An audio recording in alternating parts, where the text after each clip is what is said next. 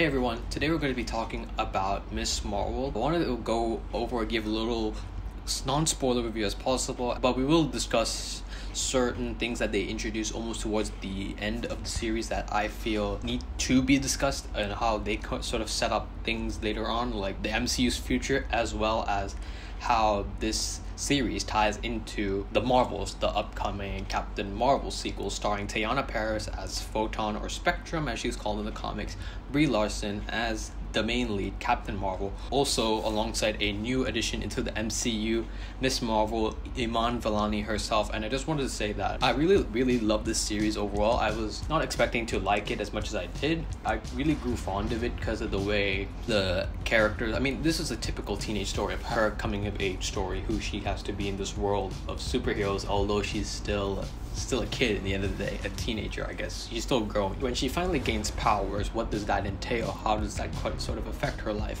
And I really like this story, namely this series, because of the fact that although it's kind of like your standard superhero stuff, like the standard superhero origin, where it's that social conflict, what I think adds another layer of nuance is that she is a Pakistani girl at the end of the day, so some of her beliefs, her like cultural beliefs and all that sort of can conflict with that, her personal life as well, which I really love, because her parents, I don't know who the actors are, but I really loved her parents, the people who played her parents, because they nailed what it's like to have Asian parents, or parents that really want to look out for you. Like almost every line of dialogue, the way they spoke, or just the way they felt like my parents almost. They felt like I could relate to Kamala, because her parents were really overprotective of her. And one of my favorite scenes was in the first episode. She wants to go to this thing called Avenger Con, and she had this Captain Marvel costume all readied up. But her parents come and kind of embarrass her by giving her this sort of Pakistani-style Hulk costume for her to wear to Avenger Con. I liked it because it was really funny, because it felt like, something your parents would do. Like, they would suggest you a costume even though you kind of don't want it. You kind of have to reluctantly say no, even though there were good intentions at the end of the day. They merged the cultural aspects and kind of like those beliefs come into conflict with her personal life and kind of like the American system, and the way Pakistani culture is for women especially. I think it also raises how there are these set of standards that women have to follow, but the men get almost all the kind of privileges compared to women. Especially there's a scene in the mosque where they kind of go over how the women's section isn't clean and all this kind of stuff, while the men's are. So it's sort of like, so I kind of like that, it's a little bit of like those small things, but also addressing something that is present in other cultures where men have the freedom to do more things, while sometimes the women in those cultures may only be limited to a set number of things. There are certain conflicting factors to this. Like, one is that some people pointed out that they did change her powers from the comics. Originally, her origin story comes from the Inhumans, or like the mutants almost, the X-Men, where they're a group of people that have these extraordinary abilities that are within their genes, they're within their DNA almost. So it only unlocks at a certain point in time. For Kamala, there's an incident where Kamala, in the comic books, she's consumed or at least exposed to the Terrigen mist, which then leads her to be in an Inhuman, or this Terrigen cocoon. Once she's awakened, comes out of that cocoon, that's when her powers start to come about. In this series, they make it as though this bangle she wears is kind of like the thing that awakes her powers. It's sort of like the source of her abilities, and they are quite different from the comics, because they did not decide to go for the stretchy arms. They more so went for a construct, like almost something like Green Lantern, where he makes hard constructs. They give her this blue purplish kind of crystal construct thing with her fist. The CGI, where the visual effects in some parts of the series don't really work. It's recent news that has come out about how certain VFX artists have done Marvel projects, but how they've been almost worked to death whilst undertaking these kind of big projects has taken a toll on them. So I do not want to kind of be like a spokesperson, but I do want to also address this kind of issue where, we should also kind of respect the VFX artists as well, and like, not that they're also humans too. They're not people who are behind a desk all day. They also have lives outside of their laptops. It's quite funny coming from me, who's literally watching the Ms.Marvel trailer on repeat. I like how the camera work as well. It was more so apparent. They more so use that in the first few episodes, but only till the last one. I'd say most of this kind of camera work they do in the earlier episodes come back. Like, they have a lot of spinning shots And they have a lot of moments where Kamala uses her imagination to visualize certain things. There's a sequence where her and her friend Bruno, who's played X, I really like Bruno a lot in this series, played by Matt Lintz, when they're both riding a bike and they're trying to think about how the costume Kamala should look, and they have these different visuals on the street, like of Captain Marvel in this kind of way, in that kind of way, and I quite like that a lot. It was really, really cool to take that kind of approach, which I don't think we see in the MCU yet, in a live action sense, a very creative, artistic kind of thing. I really love Ms. Marvel. I think it's really good. It's a really great addition to the MCU. I also think it might be one of the best MCU shows yet, and I'm not just saying that just because I'm a Marvel fan. I think Marvel lately has had a couple of missteps, but then again, you know, this is just a decade after the Infinity Saga, so they are trying different things than they were before. So for me, with this being a new addition to the MCU, something different, I quite like it a lot. This series literally opened up something pretty huge, which we will talk about soon.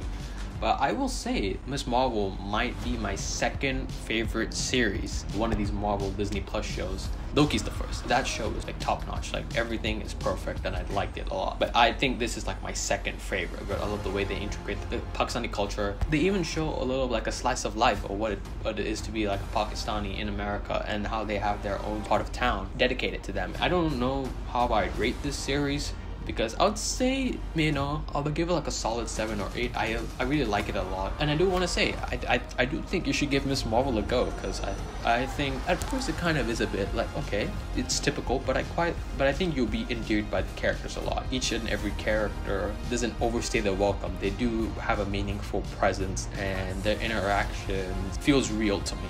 I really like that a lot. Now that we've gotten the review out the way, I want to talk about what they set up in this series. So for those that watch this, you guys already know. To those who haven't, I do want to preface that there will be spoilers going into this, so you are warned. Spoilers in 3, 2, 1. So we learned that before the ending of the series, when Bruno's about to go to Caltech, he says to Kamala, like, Kamala, so I've been doing some genetics and whatnot. But then we later learned that Bruno figures it out, that out of all of her other family members, she's the only one that has this. The big revelation was that it was a mutation. Like a mutation. This show officially canonizes and somewhat makes Kamala Khan the first mutant in the MCU. And you don't just say that and play the X-Men 97 theme right after it for a quick second if you don't mean to solidify the fact that X-Men and mutants are coming into the MCU. Another thing I quite liked of Kamala, in a way, she just kind of scoffs it off and says it's just another label. Why I also acknowledge this as a kind of like a bigger thing is because, like, in the comics, the X-Men, yeah, sure, they're a group of superheroes, but in terms of the Avengers or any of these other superhero groups, they are the ones that society fears the most, because the mutants were an allegory for racism. They're pretty much, they have such a kind of this cult following, or everybody loves them, is because they're relatable. Some of them in the group are feared by society. Almost, if not all, mutants are feared by society, which we also kind of get seeds of, because, you know, throughout this journey, or throughout the story, that the DODC lady was pretty much like targeting Kamala since day one. She's been already profiling her like Southeast Asian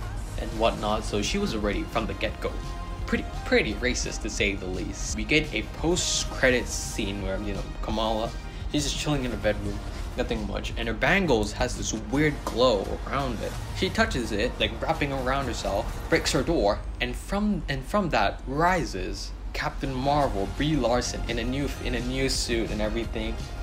Some people say, and I thought this was true, they were taking notes from the comics where Kamala, at one point in her comic book, when she does get these powers, she's trying to manifest these powers, she transforms to Ms. Marvel, Carol Danvers, before she becomes Captain Marvel. So I thought, okay, Kamala's doing the thing from the comics where she sort of shapeshifts and assumes the form of Captain Marvel, but no, because we see that, you know, Captain Marvel, she's looking at this whole room, she's inspecting the whole room, especially a piece of the door she's broken with her face on it, and she's like, oh no.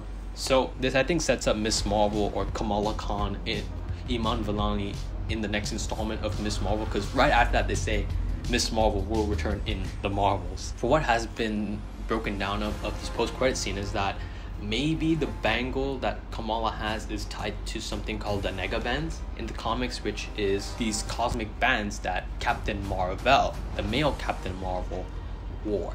in the comics that apparently if you like kind of clash those two together, they transport you to the negative. So only then could you get out. By someone called Rick Jones in the comics, who also possesses another version of this, if he kind of clashes those two bands together, then he would swap places with Captain Marvel. So Captain Marvel would be in our universe, while Rick Jones would be in the negative universe, which some people say maybe is that the case, that Ms. Marvel is in a potential negative universe and maybe might have switched places with Captain Marvel on accident. I think maybe by accident.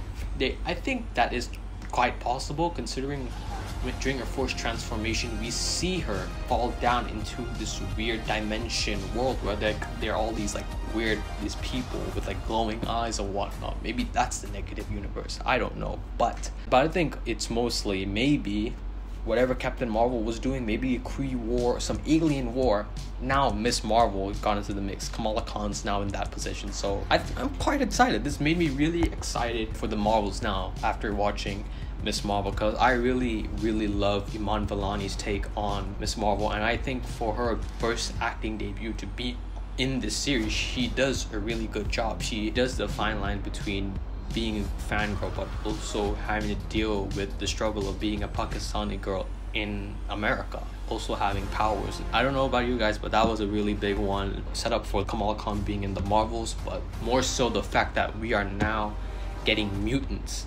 The fact that Kamala Khan is now officially a mutant in the MCU rather than an Inhuman, which I know has kind of caused some debate. It's more so kind of caused some discourse, but there is this whole thing where, you know, the Inhumans were sort of like a placeholder for the mutants since Marvel and since Fox sort of had the rights to the X-Men at one point in time, but now, you know, with the Disney having bought out Fox, now they have them in possession, so they can use them however they want to now. But what I also think is quite coincidental is that in these next coming days, as of the recording of this video, it's July 18th, we have Comic-Con literally on the horizon, and Marvel is set to attend for this, so we don't know what they could reveal. You don't just drop such a big bomb on one of your TV shows and also make that align so perfectly within the next week of Comic-Con, where you guys are set to attend and reveal some major stuff there. Till then, we don't know what Marvel could reveal. We could be seeing some future projects or whatnot, but I am getting my fingers crossed, because lately there has been a supposedly leaked listing of what Marvel might be announcing at SDC. I don't know how legit that could be. However, I mean, I'm just gonna be fingers crossed, you know, whatever it is that is announced, it really gets us going. Until then, thank you guys so much for watching. What did you think about Ms. Marvel? What do you think about them finally introducing not the Inhumans, but finally officially establishing that mutants are slowly but surely are going to make an appearance, or they're going to start being more prevalent now in the MCU? Take care. See you guys on the next one.